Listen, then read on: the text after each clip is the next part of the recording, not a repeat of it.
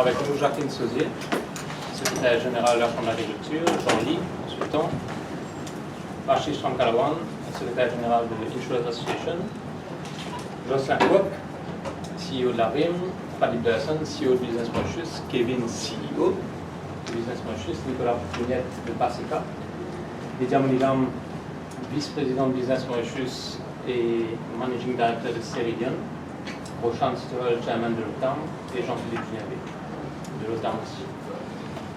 Alors, il était important pour nous de vous inviter aujourd'hui pour partager nos commentaires suite à l'introduction du Workers' Rights Bill au Parlement en première lecture.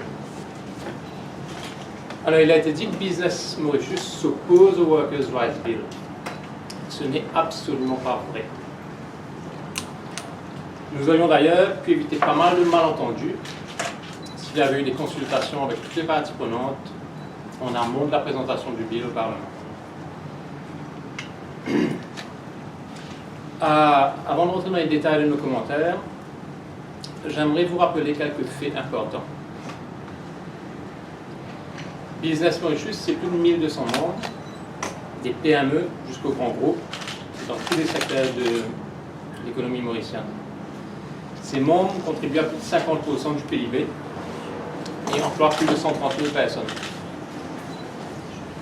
Nos membres, PME, grands groupes, tout le monde, investissent tous les ans des dizaines de milliards de roupies dans l'économie mauricienne pour l'avancement du pays.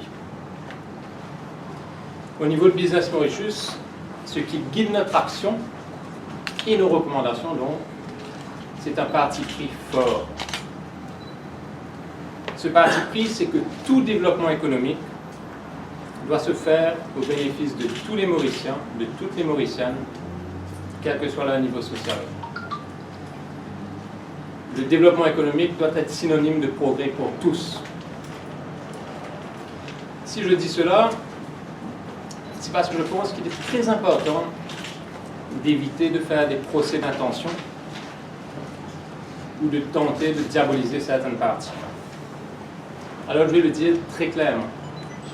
Non, Business Mauritius ne s'opposera jamais au progrès pour tous. Non, Business Mauritius ne s'opposera jamais au progrès des droits des employés. Business Mauritius ne s'oppose pas au Workers' Rights Bill. Je crois que nous avons tous été témoins dans les mois passés de drames humains terribles, en particulier dans le secteur textile. Et c'est clair qu'il est important que nous trouvions des solutions pour le long terme, tous ensemble, avec les syndicats, avec les partenaires sociaux, avec le gouvernement, pour ces sujets qui sont d'importance pour nous tous et pour le pays. Ayant dit ceci, je crois que vous êtes tous au courant aussi que tous les projets de loi peuvent avoir des unintended consequences qui peuvent être néfastes pour tous. À Business Mauritius, c'est notre devoir d'attirer l'attention sur des points qui peuvent avoir des conséquences pour les entreprises et donc, in fine, aussi pour les employés de ces entreprises.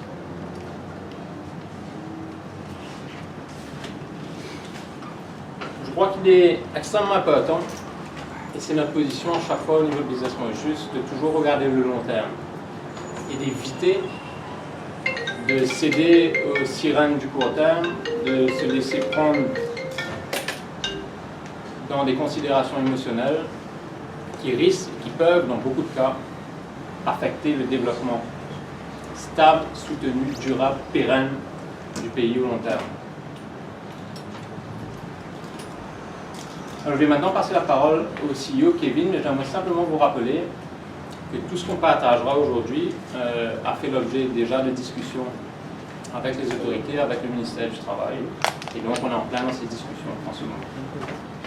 Kevin, peut-être pour rentrer dans certains détails. Oui, merci Cédric. Peut-être le point que moi je voulais faire, c'était, comme le président l'a déjà dit, nous faisons tout ça dans un esprit de partage et d'avancée commune. Donc déjà spécifier qu'un des gros points de ce Workers' Rights Bill, c'est le Portable Retirement Gratuity Fund. Et comme on l'a déjà dit, comme on le redit, nous sommes d'accord avec l'introduction de ce PAGF. Le mécanisme est un mécanisme qui pourra justement, à terme, emmener à ce que les pensions et les gratuités de chaque personne soient payées par mois, et donc un pot s'accumule, s'accumule sur la durée, et que l'employé, à la fin de sa carrière, ait déjà quelque part sécurisé sa pension. Mais cette loi, ce nouveau mécanisme doit être équitable, il doit répondre à cette nécessité pour éviter tout drame humain qui a pu se passer dans le passé. Par contre, dans l'implémentation, nous pensons vraiment que ça est en train d'être fait très très vite et peut-être pas assez de consultation. La loi a été mise en introduction la semaine dernière et donc sera votée, probablement, sera débattue en seconde lecture la semaine prochaine. Et pour nous, dans notre principe, quand on a une loi aussi importante, aussi fondamentale, extrêmement important qu'il y ait un regulatory impact assessment, qu'on puisse savoir quels sont les effets de cette loi sur l'économie. La deuxième partie qui pour nous est importante, c'est que cette loi va arriver avec un chiffre qui nous permettra donc de savoir combien d'argent ajouter aux frais des entreprises pour pouvoir garantir sur chaque mois cette idée de pension. Donc ce pourcentage, cette loi doit être équitable pour tous. Il faut trouver un équilibre qui va permettre aussi le développement durable et pérenne des organisations. Donc pour moi, le PAGF est quelque chose qui est extrêmement important dans le futur du pays. Il est important que ce fonds puisse être géré, ce plan de pension puisse être géré d'une façon professionnelle, transparente, et afin qu'on puisse amener un retour sur investissement qui va venir avec un fonds aussi important. Et puis il faut savoir comment il va cohabiter avec d'autres systèmes de pension qui existent déjà à Maurice, notamment les pensions privées. Et donc, au final, il est aussi important que ce PAGF soit mis dans un cadre plus global, plus dans la durée, donc qu'on puisse savoir comment il évolue, corriger tout ce qui doit être corrigé pour qu'il continue à assurer un retour pérenne pour tout le monde. Donc c'est sur ces sujets sur lesquels on a demandé plus de consultations pour qu'on puisse travailler ensemble et avoir un système qui marche et qui marche pour tout le monde, et que pour une fois, pour toutes, on évite des manquements qui ont pu se passer dans certains cas.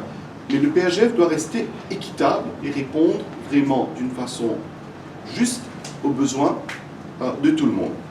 Le deuxième point sur lequel j'aurais voulu passer un peu de temps, ça aurait été sur l'aménagement du temps de travail. Alors cette loi vient avec beaucoup de propositions sur l'aménagement du temps de travail.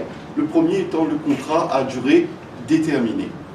Bon, le contrat à durée déterminée est une nécessité aujourd'hui, avec le monde du travail qui change, avec l'idée du future of work, avec l'idée que surtout les millennials sont en train de regarder le travail d'une façon différente des autres générations.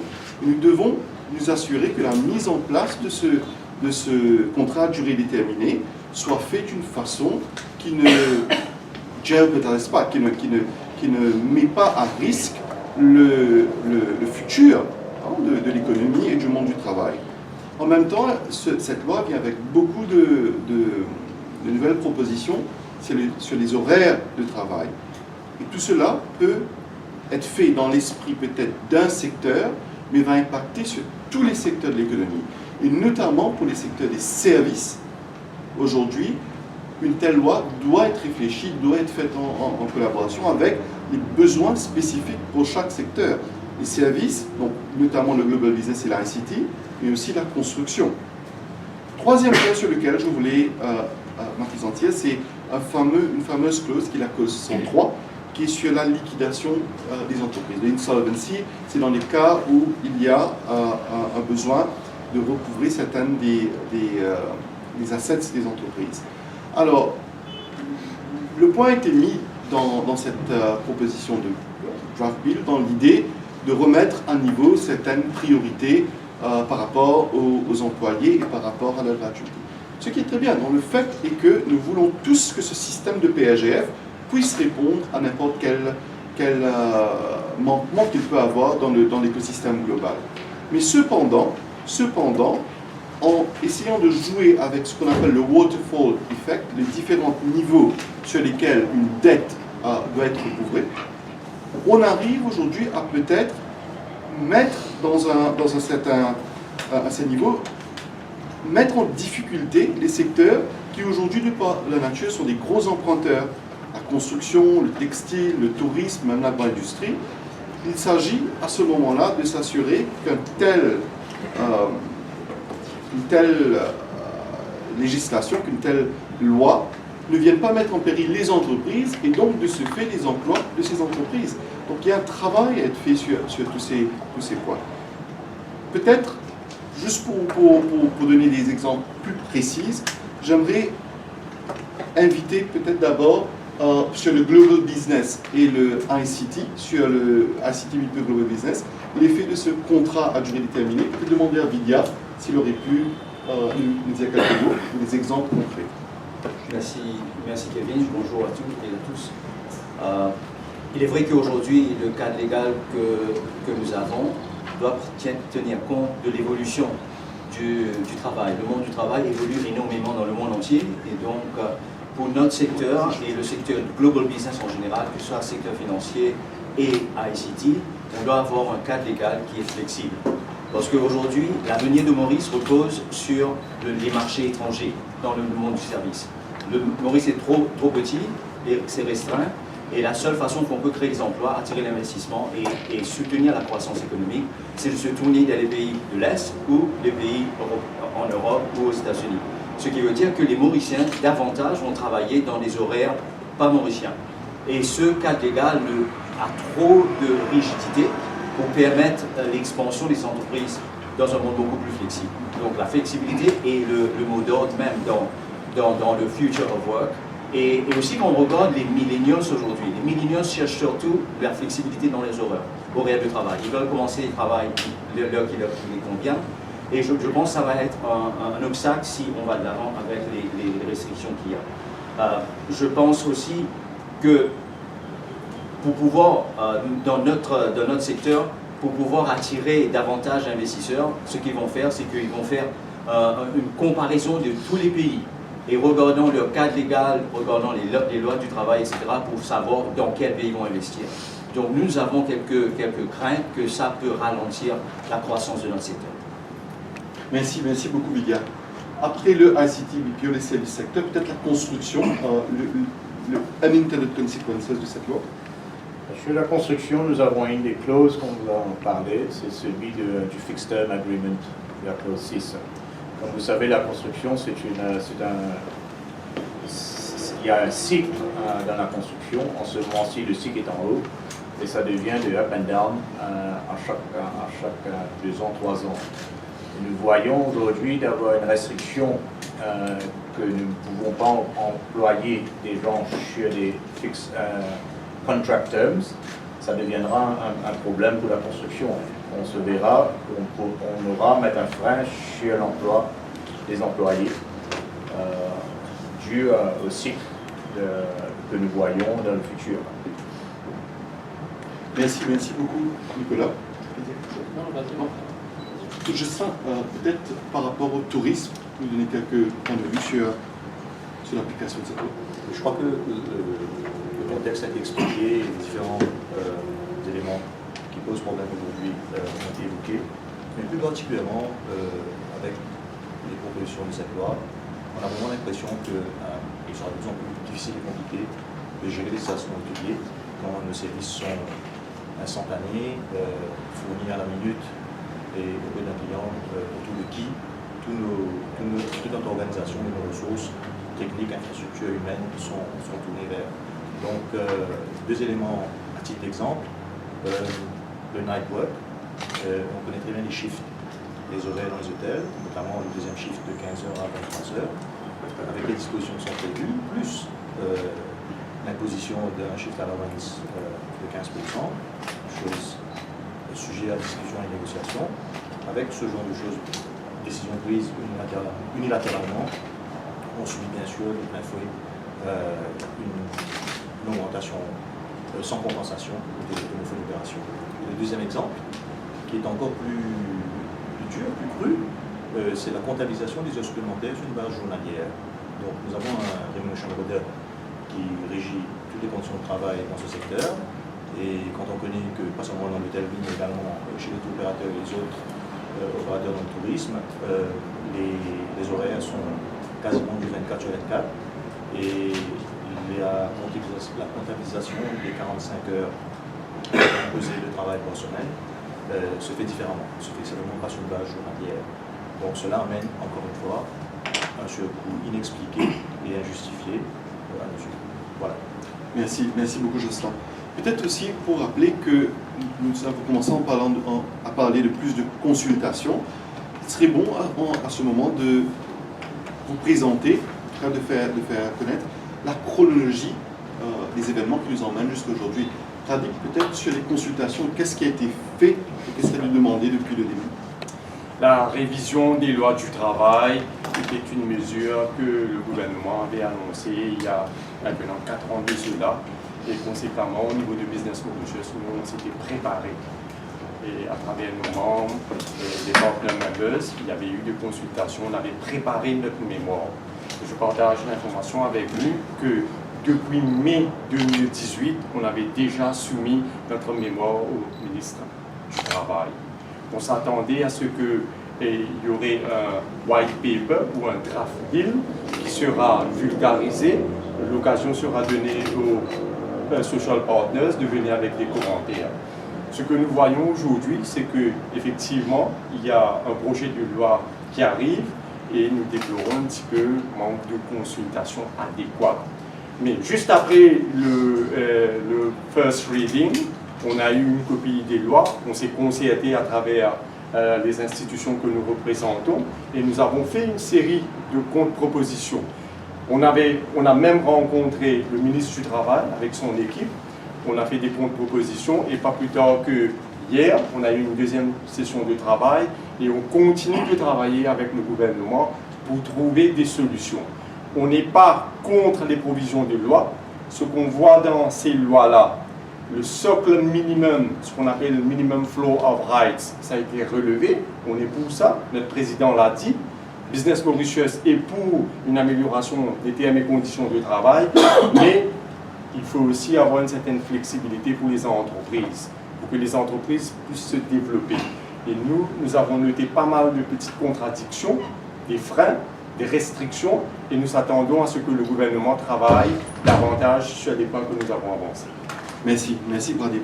Peut-être en résumé, ce que nous sommes en train de dire, c'est que Business Mauritius, nous sommes pour le PRGR, nous sommes pour le Workers' Rights Bill, mais que par derrière, il faut plus de consultations, il faut corriger, en tout cas revoir tout ce qui peut être des unintended consequences avec un Regulatory Impact Assessment, afin de s'assurer que cette loi ne ralentisse pas la croissance économique, et notamment dans des secteurs tels que la construction, que cette loi soit tournée vers le futur of work, vers les secteurs d'avenir qui ont leurs propres besoins, et qu'elle ne nous restreint pas dans la gestion des services rapides de qualité vers laquelle l'île Maurice veut se changer, vers les projets, les project-oriented businesses, et aussi le tourisme, qui a besoin de cette flexibilité. Donc, pour tout cela, il serait important que les consultations puissent continuer et qu'on puisse arriver à une conclusion où on a une loi qui soit à ce moment-là réfléchie pour un développement pérenne de l'île Maurice. Peut-être le mot de la fin, si je peux me tourner vers le président. Non, je crois que Kevin l'a dit, c'est encore une fois, nous, notre vision ne s'arrête pas à quelques années, on a vraiment une vision de long terme. Pour être vivant sur le long terme, il faut tenir compte de ce qui se passe dans le monde, il faut être performant. Aujourd'hui, et on l'a dit, c'est une loi qui a été préparée sans Regulatory Impact Assessment. Ça dit bien ce que c'est Regulatory Impact Assessment. Et sans ce RIA, on craint, on pense que c'est notre devoir, je le répète, de le dire, on craint qu'il y ait des conséquences non prévues et qui, sur le même moyen et long terme, peuvent être néfastes pour l'économie, donc pour les entreprises, donc pour les employés et pour l'île Maurice as a whole. On continue les consultations. On pense que c'est important de continuer de partager. Et c'est pour ça aussi qu'on souhaitait vous parler aujourd'hui. Merci encore pour votre présence. Merci. Il y a eu ces 2 dernières semaines, comme vous l'avez précisé dans votre allocution, une certaine forme de diabolisation. Non dire que les syndicats ont manifesté devant le Victoria House la semaine dernière pour dénoncer ce qu'ils qualifient de, plus précisément, de blocage au niveau du patronat. Quelle est votre réaction systématique? Parce que systématiquement, le syndicat, surtout le Trade Union Common Platform, a visé dans ces interventions Business Motions. Quelle est votre réaction par rapport à ça? Nous, notre réaction, encore une fois, c'est qu'on est une organisation qui regarde l'intérêt de Maurice as a whole, qui regarde le long terme, et qui, pour atteindre cet objectif d'une île Maurice meilleure pour tous dans le long terme, doit continuer de discuter, peu importe les conditions, avec tous les partenaires sociaux. Donc, effectivement, comme je l'ai dit aussi en introduction, c'est un sujet, les droits des employés, c'est un sujet à juste titre émotionnel qui peut apporter toutes sortes d'attaques, de mots, de choses qui se passent. Nous, notre réaction, c'est de tenir droit dans nos bottes, de garder le cap et de continuer à discuter quoi qu'il se passe. Quelle a été aussi votre réaction de voir que les 2 projets, parce qu'on parle souvent du Workers' Right Bill, mais on a aussi l'Employment Relations Amendment Bill. Quelle a été aussi votre réaction par rapport aux amendements à l'Employment Relations? Ok. Et effectivement, dans le Employment Relations Amendment Act, les amendements concernent beaucoup plus la négociation collective.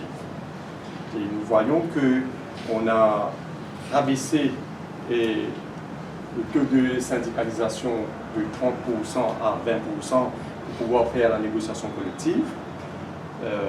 Peut-être le gouvernement a ses propres raisons, si c'est une demande syndicale ou autre chose, mais nous constatons que ça risque de fragmenter les associations qui représentent les intérêts des travailleurs et ça rendrait la négociation collective plus compliquée, plus difficile.